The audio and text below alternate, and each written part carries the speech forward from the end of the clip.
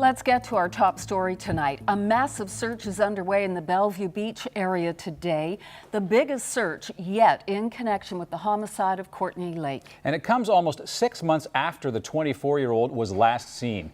Here and Now's Megan McCabe has been on the ground with the searchers all day. Megan, why the focus on that particular area? Hopefully to bring peace to Cortney Lake's family and all of the many people working to find her body, including all the searchers here today. Police say they got new information about this particular area, the abandoned Smallwood farm here in Bellevue Beach. Information that's credible enough for them to bring in 5 volunteer search groups. Almost 90 searchers have been combing through the land and the woods surrounding this area today, along with the RNC search managers and an RCMP officer working together on this massive endeavor. And I'm told they've been organizing this search for the past week. With such a large area out here this time, the association brought 5 teams. Every team from Clarendon East is here represented, and it's to make sure that we cover this area as methodically as we can, to make sure that if there's anything here to do with her disappearance, we find it. And Megan, do we know if they've found anything? Unfortunately, they haven't found anything yet, although RNC Sergeant Paul Didham says they have identified a few areas of interest that they're going to come back to tomorrow. They also searched all the structures on this farm, but they didn't find anything there either. Now, today's search comes exactly 1 month to the day since searchers were going through the woods just down the road from here on the family cabin of Philip Smith. He's Cortney Lake's ex-boyfriend. If you remember, Smith killed himself and police found his body in the early morning hours of November 1st, and searchers then spent the day in that area but said nothing turned up in connection to the Lake homicide. And police say Smith is the only suspect in her murder, but they believe that other people out there aren't sharing information.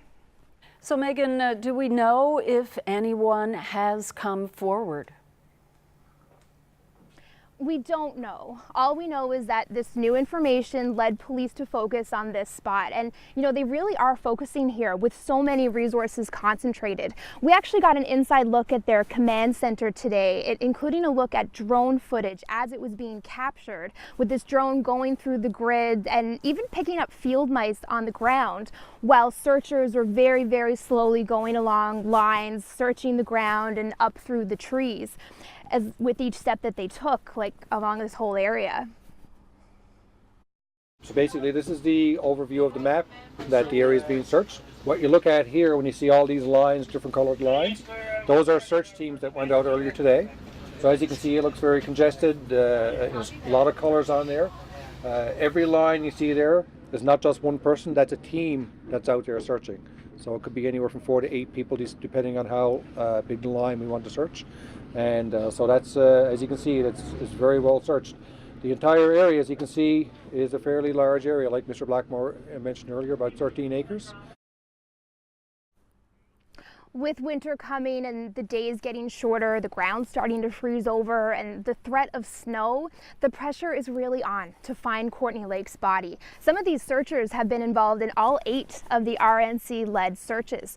Now, they had to call it quits at dark this afternoon, but the RNC is holding the scene overnight, and 125 volunteer searchers will be back here at daylight tomorrow to continue this search. Reporting live for Here and Now, I'm Megan McCabe in Bellevue Beach.